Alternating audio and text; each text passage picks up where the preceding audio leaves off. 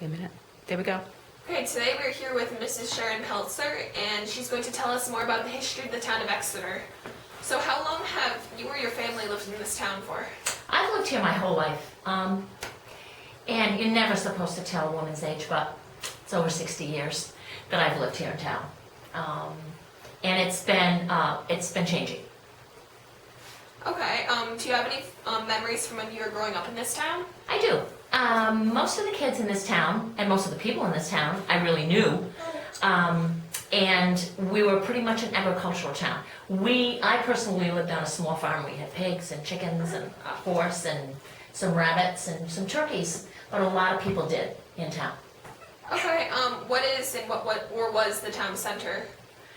There really is no town center. Actually, when I was young, there were no developments in the town of Exeter. The first development that I remember as I was growing up was off of Stony Lane. That's the first development that I remember. You know, there were no residential developments. Everybody just lived off a road. Okay, what is the greatest town legend? I'm trying to think. I think the greatest town legend that everybody still knows is Mercy Brown. And she is buried behind Chestnut Hill Baptist Church. And it's the legend of a vampire, but as you know, vampires really don't exist. There were many reasons that people were afraid back then. If they didn't have an absolute reason why something happened, they always thought it was mystical. They always thought something was wrong. So they assumed she was a vampire because her family was large and many members died and she didn't, and then she did, and they exhumed her and took out her heart. So now people come constantly to the cemetery just to see the Mercy Brown grave. Okay, have any famous people ever come from this town? I'm trying to think of famous people. Right now, actually, the Metcalfs lived here for a while, and so did Governor Chafee. He's no longer resides here. I still believe he owns property here, but he doesn't reside here. Because of his office, I believe he resides in Providence. Right. Okay, how has agriculture found a place in this town? This town was an agricultural-based town, just like West Greenwich was. Most of the kids that I remember, I can remember when we had to milk cows before school. But I remember a lot about bigger farms where there were more cows. People, that's what kids did. And I remember haying in the summer with my father, and I remember cleaning out the horse stall and making sure the animals were fed. And so people lived on small farms, medium farms, big farms. But of course, that all has changed. Yes. Are there any significant landmarks in this town or monuments? There are places where there were mills. In New England, when you go to small towns, most mills were built near rivers, streams, water, spots. And there are still many mills that did exist, not as a mill any longer, but they are places that you can go and you can see mills. Well, what were the purpose of these mills? They were, if you were thinking about how things work, some of them were material mills, and I'm sure at the time that if people had sheep, they sheared their sheep, and there were wool. Wool was manufactured. So those are the things. Not as much as I remember because that wasn't actually happening when I was young. But there were lots of mom and pop stores.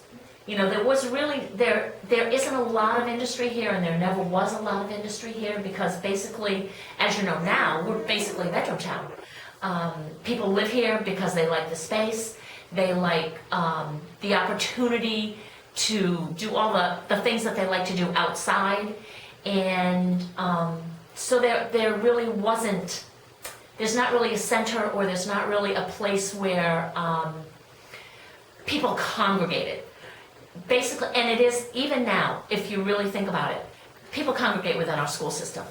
Exeter West Greenwich schools are where people congregate because there really is no center. But those are the things that I remember. And I remember knowing almost everybody who lived in town when I was younger. Okay.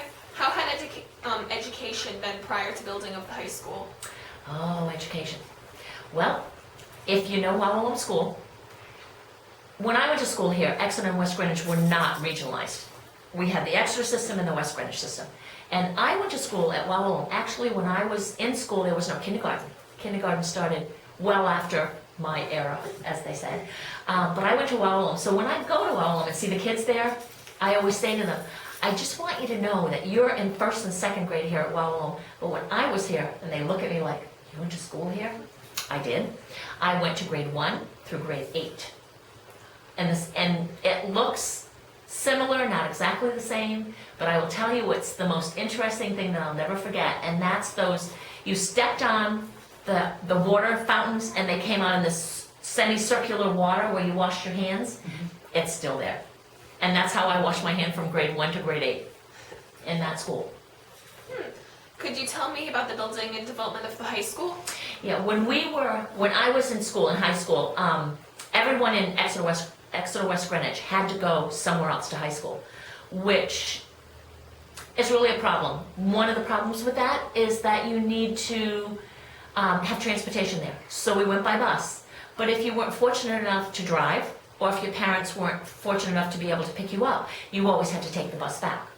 So for me, when I was in North Kingstown High School, I could never stay after school unless I had a ride home or until I could drive, because there were no late buses that took us home. And at that time, I know it sounds Rhode Island, but we were far away from North Kingstown High School. You know, it was in Wickford, outside of Wickford, and we had to get home somehow. So we didn't have the luxuries that kids that lived in North Kingstown, or even you guys have, that go to Exeter West Greenwich now. Even though we're still a community where you really need to drive. Because we don't have buses, after school buses either, but it was very interesting. And the kids, when I went to high school, in North Kingstown High School, Quonset Point was at its height, so kids in Exeter would go to school with kids who had traveled the world. Now, we're talking about kids in the morning before they went, got on their dungarees and milked the cows. And they got on the bus and went to school, and we mingled with kids who had probably traveled the world because their father and mothers were in the service. So it was really different. It was tough for a lot of kids because there was a lot of teasing going on. You know how kids are with each other? Well, we got a lot of it. You know, one thing I'll never forget, you probably have to do your homework before the sun goes down because you don't have any electricity out there. And I'm going, you have got to be kidding me. Of course we have electricity. Well, you don't have inside facilities, do you? Yeah, we do. Those were the things that kids tease us about constantly. So it was tough. It was a tough environment for shy kids from Exeter to go to North Kingstown High School, because the difference, the societal difference was huge. It was humongous. Okay, how has the regionalization of the Exeter Greenwich School District impacted the towns? Oh, it's huge. It's one of the biggest things that happened in both these towns together. And in my view, Exeter West Greenwich is married in the school with the school district, which is I think works really well for both of us.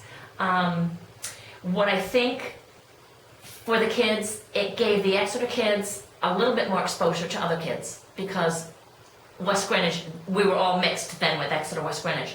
However, we're still the same kind of town, approximately the same population, approximately the same geographical areas and rurality that both Exeter and West Greenwich has. Okay, let me stop this for now. Whoops.